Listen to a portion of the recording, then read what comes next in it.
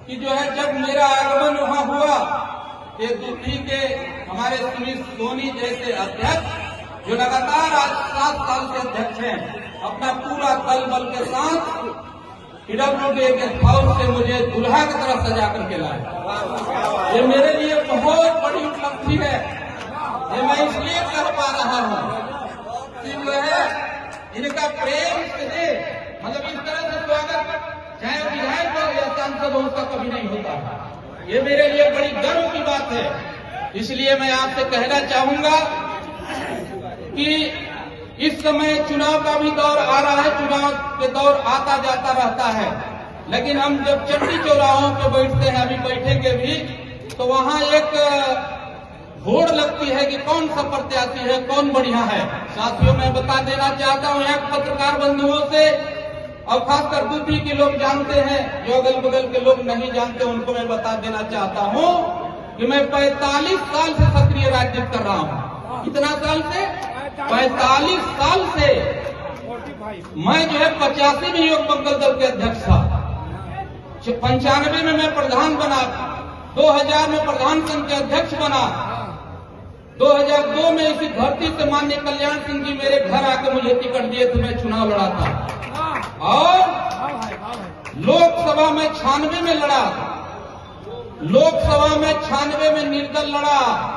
उस समय स्वर्गीय विजय सिंह यहाँ से चुनाव लड़ रहे थे, उनके साथ मैं उनके विरोध में, राम सकल जी के विरोध में निर्दल में चुनाव लड़ा था लोकसभा का 96 में, और 37,000 में वोट पाया था। कितना? 37,000। ये मझवा विधानसभा था, चुनार था, राजगढ़ था, रावतगंज था और दूधी, ये विधानसभा मिलाकर के लोकसभा हुआ करता था। तो साथियों, मेरा कहना यह है कि आप यहाँ के जो छोटे भैये हैं उनसे हमारी तुलना मत करिएगा। आज के डेट में मैं चेरो समाज का राष्ट्रीय अध्यक्ष हूँ। मेरे नीचे जो है पश्चिम बंगाल के डीजीपी काम करते हैं, गंगेश्वर सिंह चेरो, सर्च कर लीजिएगा। कौन? गंगेश्वर सिंह चेरो पश्चिम बंगाल के डीजीपी रह चुके हैं, इस समय ममता बनर्जी के सलाहकार हैं। मनिका के विधायक, झारखंड के मनिका विधानसभा है पलामू का आगे, वहां के विधायक रामचंद्र सिंह चेरो है, 4 बार के विधायक हैं, और हमारे और राष्ट्रीय महासचिव हैं। आप समझ लीजिए, मेरे नीचे विधायक डीजीपी काम करते हैं। अब एक छोटे भाइयों के साथ हमारी जोड़ी मत लगाया करिए, मुझे पसंद नहीं पड़ता है।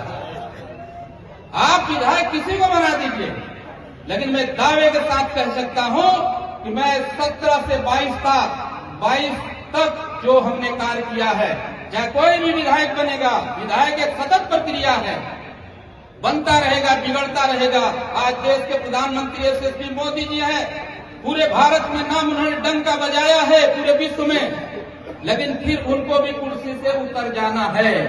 ये समय सीमा निर्धारित है, ये धरती ज्यों के त्यों रहेगा, नेता आते जाते रहेंगे। आज विजय सिंह हम लोगों के बीच नहीं है, उन्होंने 8 बार विधायकी किया, और जो है 30 साल उन्होंने 3 दशक राज्य किया इस बुद्धि के धरती पे। आज उनको भी छोड़ के जाना पड़ा, और असामयिक मौत हुआ है, जबकि मरने योग्य नहीं थे बीमारी के हालात में। और चर्चा ये भी हुई थी, मुझे कहने की गुरेज नहीं है कि सारे नेता गए, मैं नहीं गया। इसलिए मैं नहीं गया मित्रों कि विजय सिंह ने मेरे ऊपर इतना बड़ा पहाड़, इतना बड़ा कहर ढाया था। देवेश मोहन यहाँ बैठे हुए हैं, सलीम जी बैठे हुए हैं, वो देखिए टावर लगा है वहां जो हमारा, वहीं पे मैं लखनऊ से आया। ये लोगों ने मना किया कि आप दूधी कोतवाली मत जाइए, कोतवाल आपका इंतजार कर रहा है पकड़ने के लिए। अब इनकी बात हम नहीं माने, और गए कोतवाल हमें बैठा करके, और मेरे ऊपर 12 मुकदमा लगाया, 12 मुकदमा लगवा के जेल भेजा, गैंगस्टर लगवाया। ये सब विजय सिंह का देन था। अब इतना ही नहीं उन्होंने किया, उन्होंने ये किया कि हमारे 70 साल के वृद्ध पिता को जेल भेजवाया हमारे जाने के बाद, और उनके ऊपर भी गैंगस्टर लगवाया। ये हमें दुखद बात है। दुश्मनी होती है, राजनीतिक दुश्मनी, लेकिन किसी के परिवार के साथ दुश्मनी नहीं हो सकता है। आज विजय सिंह नहीं है, उनके परिवार के लोगों से हमारा कोई दुश्मनी नहीं है। हमारा राजनीतिक दुश्मनी अगर था तो विजय सिंह से था। वो जैसा किए वैसा जो है उन्होंने फल पाया, अब उनके बारे में हमें चर्चा नहीं करना। इसलिए मैं कह दे रहा हूं कि तमाम लोगों ने कहा कि आप क्यों नहीं गए। जब हमने जिंदगी में कभी बात नहीं किया, कभी सामना नहीं हुआ, तो उनके मरने के बाद उनके अगर मैं कंधा लगाने जाता तो लोग हंसते कि ये चिरवा आ गया है अब जो है यह कंधा लगाने के लिए। एक हमारे प्रति ये नेगेटिव सेट होता। वहां ऐसे लोग भी पहुंचे थे जो कभी जीवन में उनका दर्शन नहीं किए, चौराहे पर गरियाते रहे, वो भी देख रहे हैं कि पान खा के वहां कंधा लगा रहे हैं। उनके प्रति भी बहुत खराब महसूस किया। साथियों, मैं ये बात इसलिए कहा कि जो है हमारे मन में आ गया, मैं साफ बोलता हूं। आप देखे होंगे कि 2022 में मैं विधायक नहीं बना, मेरे बाद जो विधायक बने ये दूधी की धरती पर नारा लगा के बनाए भाई लोग, राम दुलारे राम के प्यारे।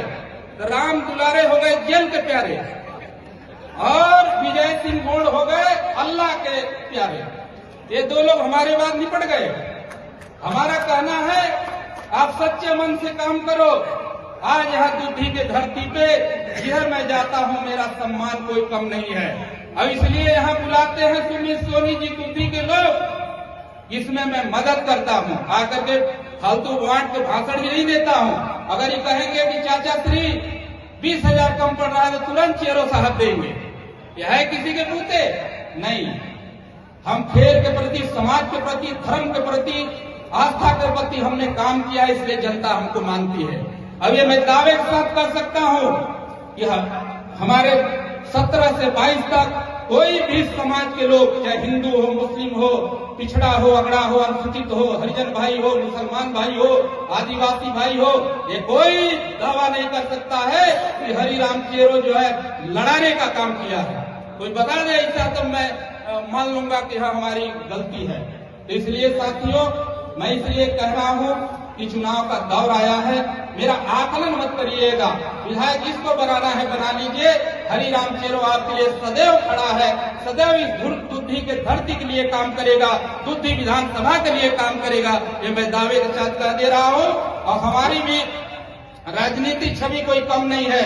हमारे समाज में भी नारा लगाने वाले हो गए हैं, हरिराम चेरो अमर रहे। जब मैं नहीं रहूंगा तो झारखंड से लेकर, छत्तीसगढ़ से लेकर, मध्य प्रदेश से लेकर चेरो बैगा पांडव परहिया के मैं राष्ट्रीय अध्यक्ष हूँ। सारे लोग नारा लगाएंगे, ये दूधी की जनता हमें याद करेगी। इतना मैं कमा लिया हूँ, दावे के साथ मैं कर सकता हूँ। यह पत्रकार मित्र हैं, जितने भी पत्रकार साथी हैं, एक भी हमसे नाराज नहीं रहते हैं। जिले के पत्रकार कोई भी हो, एक भी पत्रकार मेरा कोई टिप्पणी नहीं करता है, क्योंकि सबको मैं लेके चलता था।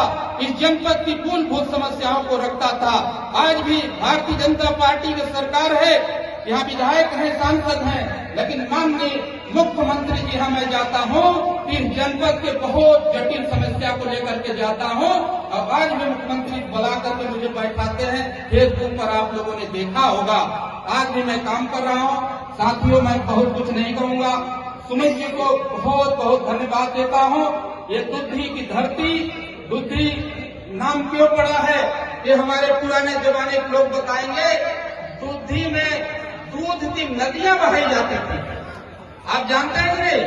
दूधी में दूध की नदियां बहाई जाती थी, हमारे पूर्वजों ने बताया था। और ये दूधी की धरती आज खेल हो, चाहे धार्मिक कार्यक्रम हो, चाहे सांस्कृतिक कार्यक्रम हो, ये पावन पवित्र नगरी पर हमेशा कुछ न कुछ होता रहता है। कभी यज्ञ होगा तो कभी कथा होगा तो कभी रामलीला होगा तो कभी कीर्तन होगा। ये बहुत ही सुंदर दृश्य है, बहुत हमारी अदृश्य धरती है। बाबा नंदू बाबा की धरती है, वहाँ विराजमान है, उनको सब देव रूप मानते हैं। यहाँ जो है डिहवार बाबा है, हनुमान जी साक्षात मंदिर पे बीच नगर में विराजमान है।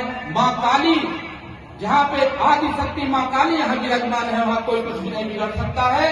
यहाँ सब कुशल कुशल मंगल मंगल रहेगा।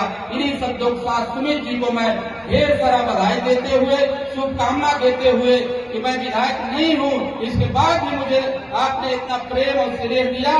मैं निश्चित रूप से खेल के प्रति, आप सभी के प्रति, पूरे दूधी विधानसभा के युवाओं के प्रति मैं हमेशा अग्रसर रहूंगा। इन्हीं शब्दों के साथ अपने वाणी को विराम देता हूं। मंच पे सभी मंचासीन साथियों का बहुत बहुत बधाई, शुभकामना देते हुए बहुत बहुत धन्यवाद। जय हिंद, जय भारत।